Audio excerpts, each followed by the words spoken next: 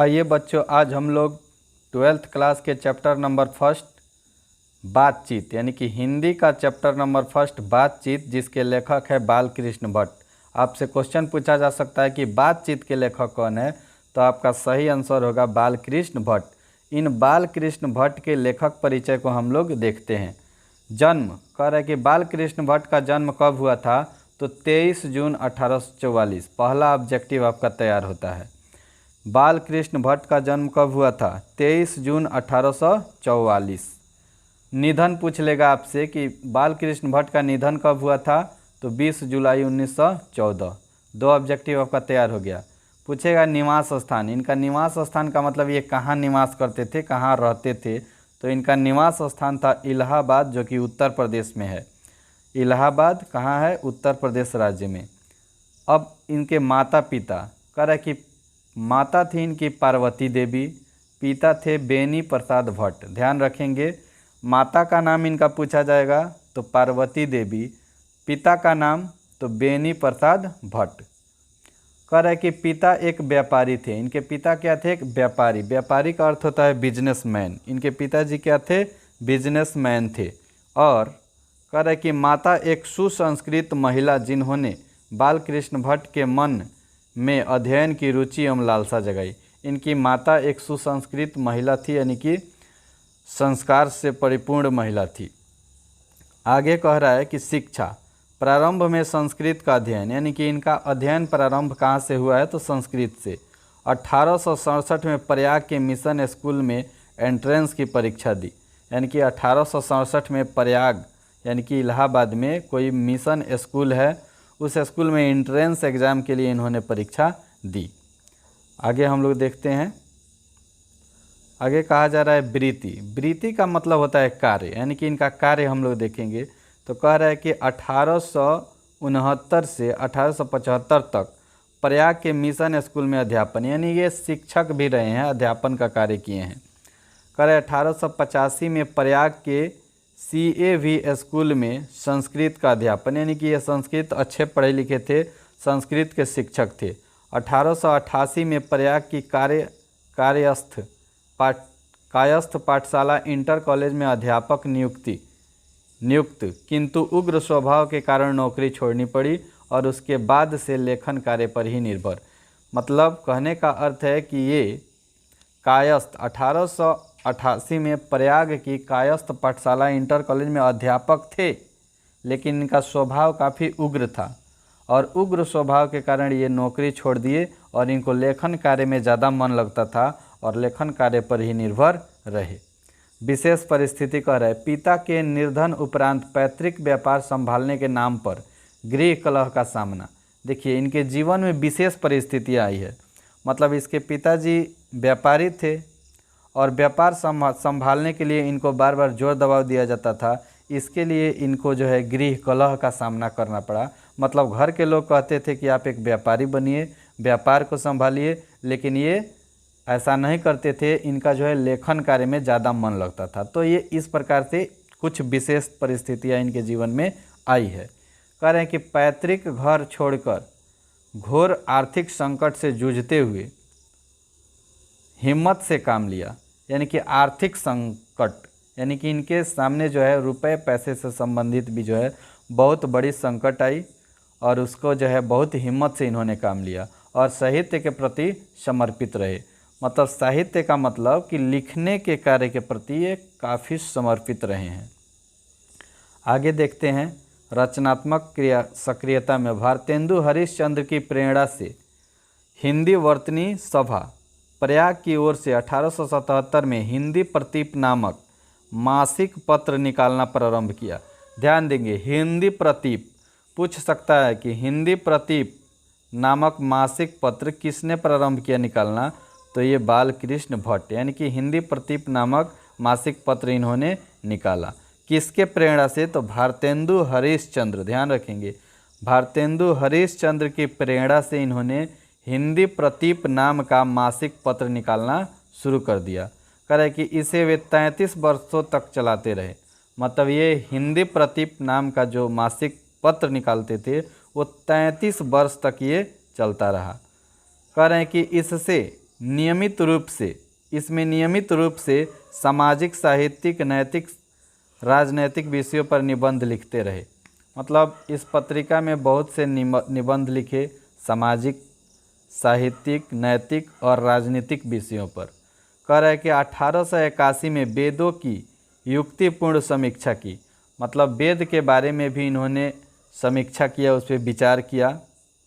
कह रहे कि 1886 में लाला श्रीनिवास दास के संयोगिता स्वयंवर की कठोर आलोचना की। ध्यान देंगे, लाला श्रीनिवास दास, इनके लिखा हुआ एक रचना है संयोगिता स्वयंवर। पूछ सकता है कि संयोगिता स्वयंवर के लेखक कौन है, तो आपको बताना होगा लाला श्रीनिवास दास। और इस संयोगिता स्वयंवर पर जो है इन्होंने कठोर आलोचना किया। मतलब इस पे इन्होंने गुण दोष निकाला है और बातें लिखी है। कह रहे हैं कि जीवन के अंतिम दिनों में हिंदी शब्दकोश के संपादन के लिए श्याम सुंदर दास द्वारा काशी आमंत्रित। मतलब श्याम सुंदर दास कोई है, जीवन के अंतिम दिन में इनको जो है हिंदी शब्दकोश के संपादन के लिए उन्होंने काशी में बुलाया। ध्यान दीजिएगा, श्याम सुंदर दास जी काशी में इनको आमंत्रित किए, बुलाए। किस लिए? तो हिंदी शब्दकोश के संपादन करने के लिए। करे किंतु लेकिन अच्छा व्यवहार न होने पर अलग हो गए। मतलब श्याम सुंदर दास जी का व्यवहार अच्छा नहीं था, इसलिए ये क्या हो गए, उनसे अलग हो गए। आगे ध्यान देंगे, रचनाएं। कह रहे हैं कि इनके रचना उपन्यास, बहुत सारे उपन्यास लिखे हैं। उपन्यास का नाम है रहस्य कथा, नूतन ब्रह्मचारी, 100 अजान एक सुजान, गुप्त वैरी, रसातल यात्रा, उचित दक्षिणा, हमारी घड़ी, सद्भाव का अभाव। ध्यान दीजिएगा, पूछा जा सकता है बाबू कि 100 अजान एक सुजान ये किसके रचना है, तो आपका आंसर होगा बाल कृष्ण भट्ट की रचना है। ठीक है, ध्यान देंगे आगे। उसके बाद आपसे पूछा जा सकता है उचित दक्षिणा, चाहे हमारी घड़ी किसकी रचना है, सद्भाव का अभाव किसकी रचना है, तो आपको आंसर क्या बताएंगे, बाल कृष्ण भट्ट की रचना है। आगे ध्यान दीजिए, नाटक, ये बहुत सारे नाटक भी लिखे हैं। नाटक है पद्मावती, यानी कि पद्मावती नाम से नाटक इन्होंने लिखा है, जैसा कि पद्मावती से फिल्म भी निकला हुआ था। अब कह रहे हैं कि किराता अर्जुनीय, ये इनके नाटक का नाम है। वेणी संहार, शिशुपाल वध, नल दमयंती या दमयंती स्वयंवर, शिक्षादान, चंद्रसेन, सीता वनवास, पतित पंचम, मेघनाद वध, कट्टर सुम की एक नकल, बृहनल्ला, इंग्लैंडेश्वरी और भारत जननी, भारतवर्ष और कली, दो दूरदेशी, एक रोगी और एक वैद्य, रेल का विकट खेल, बाल विवाह आदि। आपसे पूछा जा सकता है कि रेल का विकट खेल नामक नाटक के लेखक कौन है, तो आपका सही जवाब होगा बालकृष्ण भट्ट। प्रहसन, प्रहसन का मतलब हुआ कि हंसी से संबंधित हास्य। करे हास्य भी बहुत सारे इन्होंने लिखा है। जैसा काम वैसा परिणाम, पूछ सकता है कि जैसा काम वैसा परिणाम के लेखक कौन है, तो आपका सही आंसर क्या हो जाएगा, बालकृष्ण भट्ट। नई रोशनी का विष, आचार विडंबना आदि।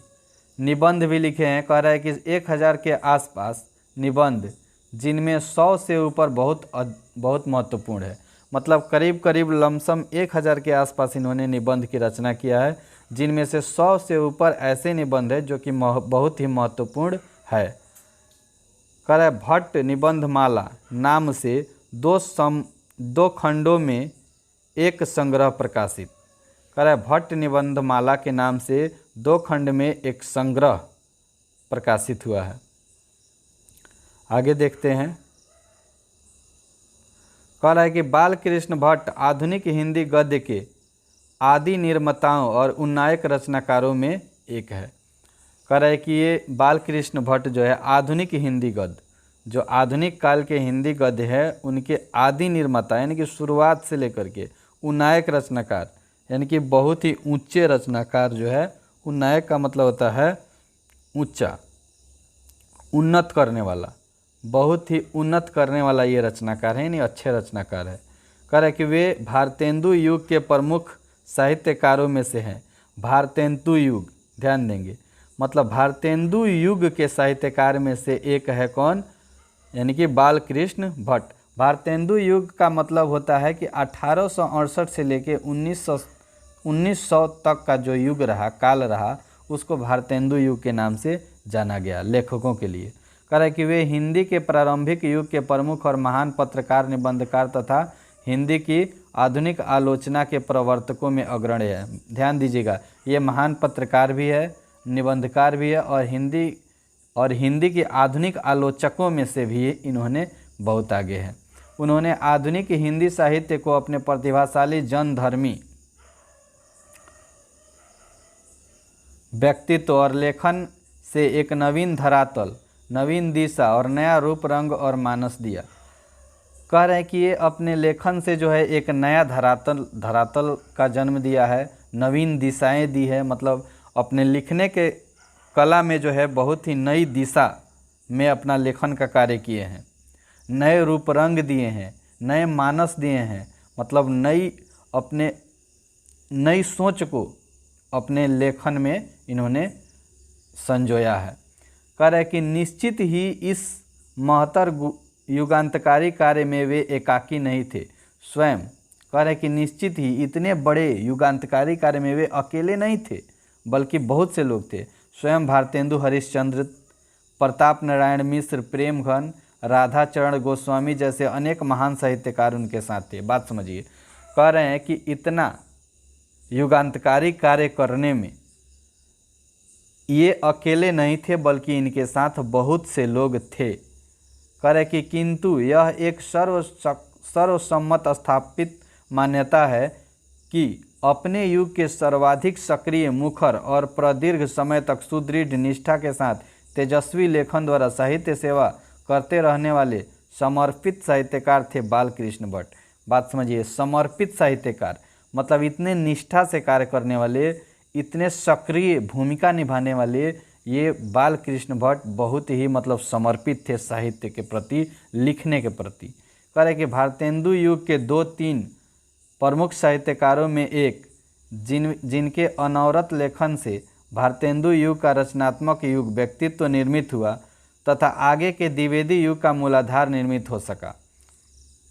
कह रहे कि भारतेंदु युग के 2-3 प्रमुख साहित्यकारों में से एक, मतलब भारतेंदु युग के 2-3 साहित्यकार थे, जिनमें से एक ये मतलब बालकृष्ण भट्ट का भी नाम आता है, जो बहुत ही रचनात्मक युग में बहुत ही अच्छे कार्य किए। कह रहे हैं कि साहित्य केवल कल्पना विलास और मनोरंजन की वस्तु नहीं है। बात समझिए, जो साहित्य है वो केवल कल्पना विलास और मनोरंजन के लिए नहीं बना हुआ है। ऐसा नहीं केवल हम साहित्य को पढ़ के मनोरंजन करते हैं, कल्पना कर लिए करेंगे, बल्कि वह जन समूह के चित्त के विकास का संवाहक है। जन समूह का मतलब लोगों के जो मन, चित्त मन होता है मन के विकास का संवाहक भी है। मतलब एक चीज़ को एक जगह से दूसरे जगह तक ले जाने का भी कार्य साहित्य के माध्यम से किया जाता है, तो ये भी है साहित्य। कह रहा है और जन संस्कृति के विकास प्रवाह का मूर्त वांग्मय उपादान है। मतलब विकास को कैसे प्रवाह किया जाए, एक जगह से दूसरे जगह तक भेजा जाए, ये भी साहित्य का काम है।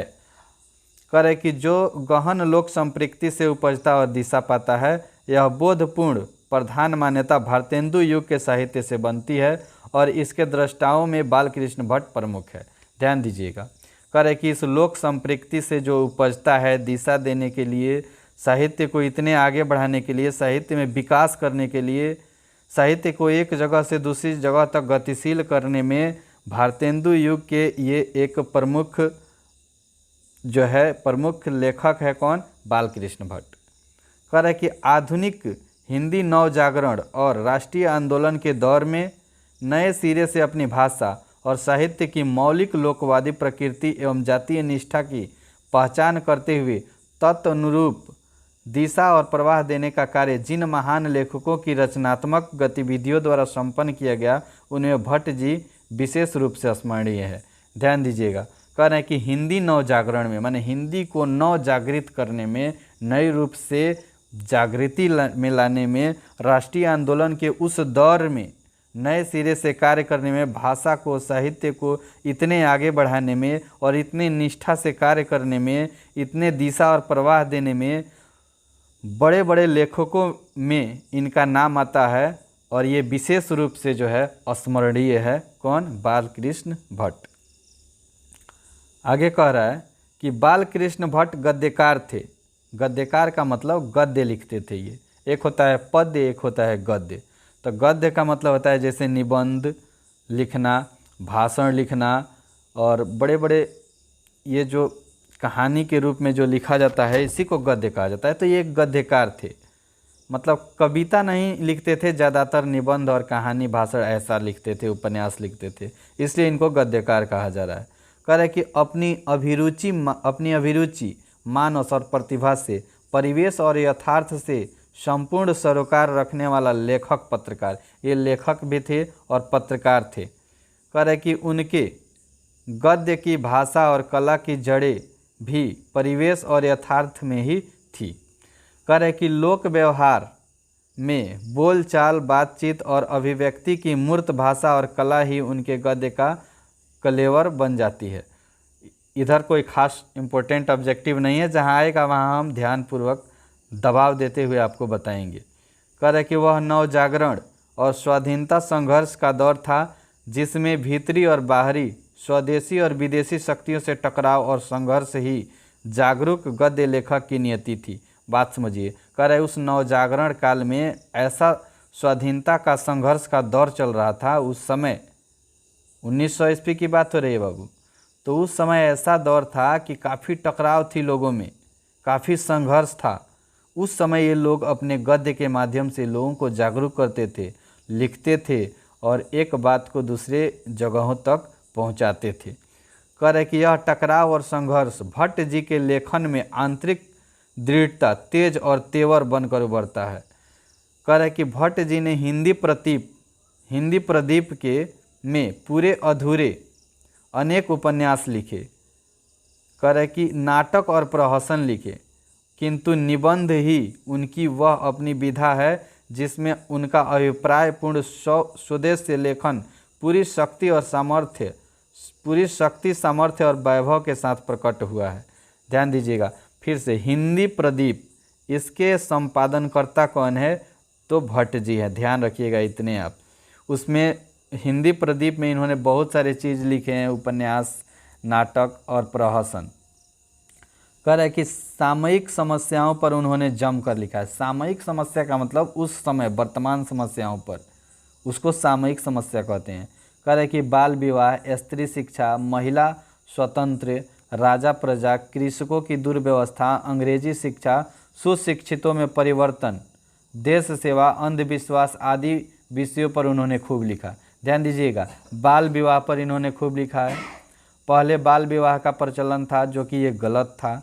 स्त्री शिक्षा पे पहले नहीं दिया जाता था, इस पर इन्होंने लिखा है। महिला की स्वतंत्रता पर लिखा है। राजा प्रजा, कृषकों की दुर्व्यवस्था, मतलब कृषक जो मजदूर थी उनको शुरू से ही दबाया गया है और आज भी मजदूरों की स्थिति दयनीय ही है। तो कृषकों की जो दुर्व्यवस्था थी, खराब व्यवस्था थी, उस पर इन्होंने जम कर लिखा है। अंग्रेजी शिक्षा, जो अंग्रेजी शिक्षा का मतलब अंग्रेज़ों की जो शिक्षा थी, अंग्रेजी शिक्षा थी उस समय। हमारे ही देश में हम ही लोगों को शिक्षा का उतना अधिकार नहीं था जितना आज का अधिकार मिला है। तो इन सभी बातों पर, सुशिक्षितों में परिवर्तन, देश सेवा, अंधविश्वास थी, इन विषयों पर इन्होंने जम करके लिखा है। कह रहे कि विविध मनोभावों और भाषा साहित्य के विषयों पर भी खुलकर लिखा। विविध मनोभाव मतलब बहुत तरीके के मनोभाव, मन की भाव, भाषा के साहित्य, इन सब पर खुलकर लिखा है। व्यक्तित्व व्यंजक, आत्मपरक, कलात्मक निबंध भी उन्होंने इतने लिखे कि उनकी संख्या सैकड़ों में है। ध्यान दीजिए, व्यक्तित्व व्यंजक मतलब व्यक्तित्व के बारे में, आत्मपरक, कलात्मक निबंध, बहुत सारे चीज़ मतलब इस प्रकार की लिखे हैं, इनकी संख्या सैकड़ों में है। करे आचार्य रामचंद्र शुक्ल ने निबंधकार के रूप में उन्हें अंग्रेजी साहित्य के एडिशन और स्टील की श्रेणी में रखा है। ध्यान दीजिएगा, आचार्य रामचंद्र शुक्ल ने इनको जो है अंग्रेजी साहित्य के एडिसन और स्टील की श्रेणी में, देखिए एडिसन और स्टील ये राइटर है, ये भी रचनाकार है, जो अंग्रेजी साहित्य के रचनाकार है, तो इन्हीं की श्रेणी में आचार्य रामचंद्र शुक्ल ने निबंधकार के रूप में इनको रखा है। किनको? तो बाल कृष्ण भट्ट जी को। कह रहे हैं कि प्रस्तुत, यहाँ प्रस्तुत बातचीत शीर्षक निबंध उनके निबंधकार व्यक्तित्व और निबंध कला के साथ साथ भाषा शैली का भी प्रतिनिधित्व करता है। ध्यान दीजिएगा, आपको ध्यान रखना है कि प्रस्तुत जो यहाँ पाठ है, आगे हमारा पाठ आने वाला है, वो पाठ का नाम है क्या? बातचीत। तो बातचीत क्या है? इस शीर्षक जो है बातचीत, ये क्या है? तो ये निबंध है। ध्यान देना है, ये क्या है? निबंध है। और ये हमारे बाल कृष्ण भट्ट जी है, एक बढ़िया निबंधकार थे। कह रहे कि प्रस्तुत निबंध भट्ट जी के बारे में ऊपर कही गई बातों को सहज ही पुष्ट और प्रमाणित करता है। ध्यान दीजिएगा, कह रहा है कि उनकी वास्तविक प्रतिभा एक अध्ययनशील विद्वान और तीक्ष्ण बुद्धि आलोचक की है। बात समझेंगे। कह रहे कि उनकी वास्तविक प्रतिभा, जो वास्तविक प्रतिभा का मतलब होता है एक इच्छा शक्ति, समझिए। एक अध्ययनशील विद्वान, ये एक अध्ययनशील विद्वान थे, तीक्ष्ण बुद्धि वाले थे। इनका बुद्धि जो है तीक्ष्ण मतलब बहुत तेज थे, और आलोचक की है, आलोचना करने वाली इनकी बुद्धि थी। मतलब किसी चीज़ को पढ़ के उसमें गुण दोष को बताना, यही होता है आलोचना। करे कि उन्हें हिंदी आलोचना का जन्मदाता कहना अनुचित न होगा। कह रहे हैं कि उन्हें हिंदी आलोचना का जन्मदाता, मतलब कह रहे हैं कि इन्हें हिंदी आलोचना का जन्मदाता कहना अनुचित नहीं हो सकता, ये उचित है। ये कौन कह रहे हैं? रामविलास शर्मा कह रहे हैं कि इन्हें हिंदी आलोचना के जन्मदाता भी आप कह सकते हैं। अगर इस जन्मदाता को कह रहे हैं आलोचना का जन्मदाता, तो कोई अनुचित नहीं होगा, ये उचित ही होगा, क्योंकि कहीं ना कहीं आलोचना का शुरुआत इन्हीं से किया गया है, और आलोचना में इनका दिमाग जो है बहुत ज़्यादा तीक्ष्ण था। कह रहा है कि धर्म और दर्शन को सामाजिक विकास की कसौटी पर कसकर बाल कृष्ण भट्ट ने प्रगतिशील आलोचना की नींव डाली थी। यानी कि धर्म और दर्शन को सामाजिक विकास की कसौटी पर रखकर बाल कृष्ण भट्ट ने प्रगतिशील आलोचना की, यानी कि आलोचना की नींव डालना का मतलब शुरुआत इन्होंने ही किया था। तो बाबू, इसी के साथ इसको हम लोग समाप्त करते हैं, और अगले वीडियो में आपको, अभी तो लेखक परिचय दिया गया था, अगले वीडियो में आपको बातचीत चैप्टर को लेकर के हम प्रस्तुत होंगे। तब तक आप इसको पढ़ेंगे। जय हिंद, जय भारत।